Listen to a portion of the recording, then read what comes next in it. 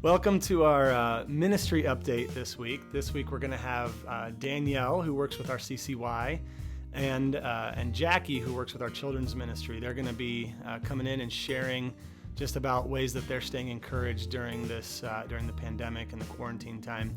So we hope this is encouraging, and we're going to continue to have different ministry updates throughout the weeks as we continue through this together. Well, I got so much I'm dying to tell you, but you can't bear to hear me now.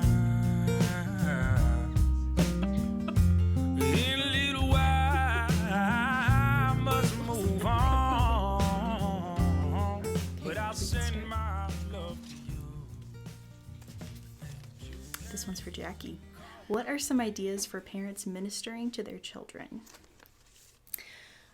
I think, first of all, time together reading the Bible is good. And I would say probably most of the parents and families do that already, but you have more time to do that. And otherwise, some other good resources we have listed in the connection with our PCA publication company. They have some materials available online, and it would be good just to seek those out and use those as well, because that's where we get our materials for Sunday school. Oh, let me take one for you. Okay.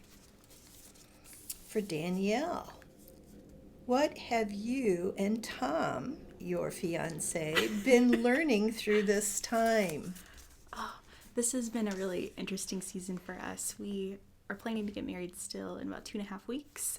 So it's just been a time of surrendering a lot of our plans that we thought were going to happen, and now we're changing a little bit, but trusting that God is still in control of all this, that none of this is beyond his plans, and just to see his goodness and kindness to us in the midst of things that are changing, that we still are able to get married, that we still are able to have time with our family, and then to look forward with expectation to the celebration that will come soon. And it just reminds me of what we're all walking through. We're all in that season of engagement, looking to our heavenly bridegroom, and we're waiting with so much expectation for that party that we know is going to come, but just to have that union and the time with him is so sweet. Yeah, that'll be good. And we definitely are going to be celebrating in the fall your wedding. By that time, you'll have more stories as well. So hopefully a lot more. That will be fun. That will be fun. Ask me a question. Let's do this.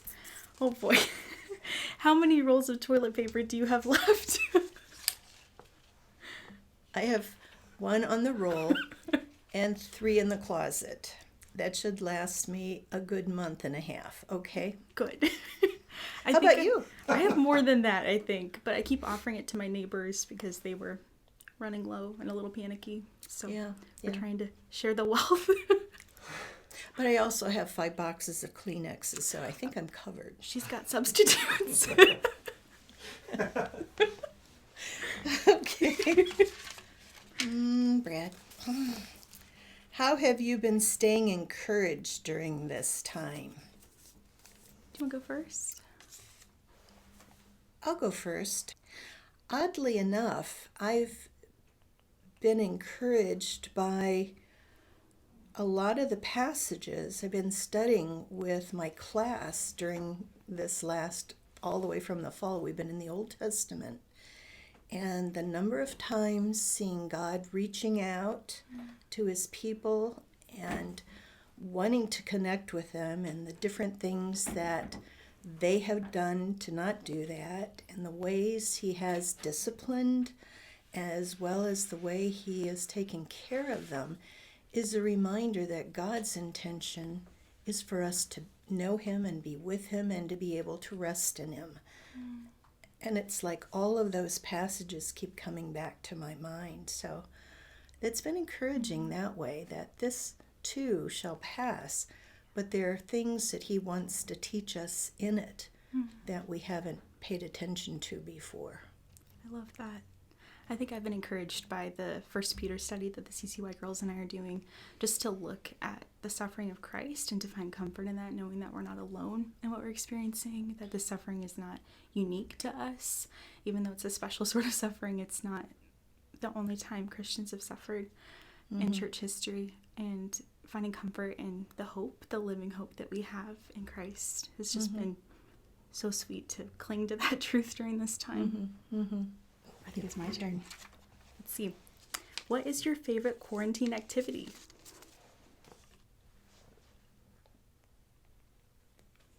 Well, I've been eating more, so I know that I'm going to have to do more walking. No, really. Reading, watching some television. I saw a couple of movies. Yeah, and I was thinking about getting some puzzles out. I love it. Actually, though, I've been looking at the yard and thinking ahead what I want to do with the yard, with all of the plants and whatnot. So It's coming soon. it's coming very soon. It The is. daffodils are blooming. I'm ready to do it. I love it. I've been doing a lot of walking, a lot of long walks, and just listening to sermons or podcasts while I'm doing that, and spending time in prayer while I'm walking, and then painting, reading a bunch. Tom's been doing logic puzzles and trying to suck me into that world. So it's been good, just using our brain in different ways. Yeah, Sudoku is very good. It is. How have you made the most of your time with your ministry responsibilities? So we've been leading a Bible study for the CCY girls on Zoom, and it's been really fun just connecting with them during this time. It feels different doing it online, but to kind of break that barrier and still be in each other's lives, praying for one another, knowing how we're doing. Like, there's hard days and good days, and just connecting with each other, and also equipping the girls to study the word well when we can't have time together in person. So we've been walking through how to annotate the word and use cross-references, and using outside materials to supplement what they're finding in the word themselves. It's been kind of odd not having to figure out who's going to be where doing what volunteer-wise every Sunday. But when it comes to the nursery, Amy and Laura and I will be cleaning everything imaginable this coming Saturday. There's a lot down Scrubbing there. it down. Yeah, might take us a couple of days to do it. But we want that as a primary for whenever we get back in business. And when it comes to the Sunday school teachers, I've sent them all addresses of the students so that if there's something they want to send their classes, they can do that. So there's rearranging, replanning, thinking ahead. Do we continue Sunday school once we get back, the regular classes, and have a shorter summer program, or what? So we're thinking through a lot. All right, let's see what the last one says. What song do you dance to in your house when no one is watching? Whoa.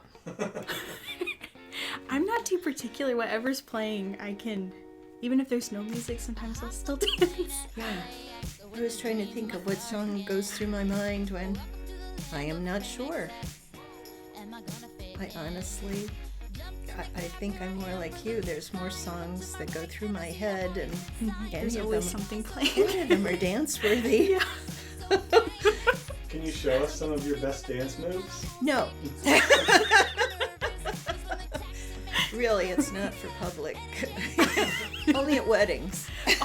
So see, we go. October. since we won't be, yeah, we'll have to wait for that reception. It's coming soon. Well, I got so much I'm down to tell you. Too funny. It wasn't But too you bad. can't let it heal